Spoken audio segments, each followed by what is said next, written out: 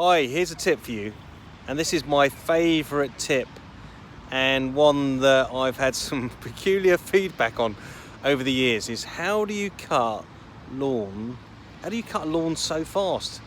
I think some clients in the past have been in awe or on a couple of occasions have actually questioned whether I've done the job correctly. I.e., how can you really cut a lawn and not cut a lawn? I don't know. But anyway, the trick to it is that when you cut a lawn, quite often the most obvious way to cut it is obviously straight out the back of the house in straight lines. Now, what I've learned over the years is actually if you find the longest axis to cut the lawn, i.e. the longest way to go first, and then you cut the lawn in that direction, what you can do is you can save around about 20 minutes or 20% of the time it takes to cut a lawn by cutting it in the longest direction first. What it does is it reduces the amount of turns you have to do, and every turn takes time.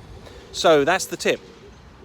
Cut it on the longest axis, not the straightest axis, and you'll cut it faster. Anyway, thanks for watching, subscribe to my channel, and I'll keep sharing tips. Cheers, bye.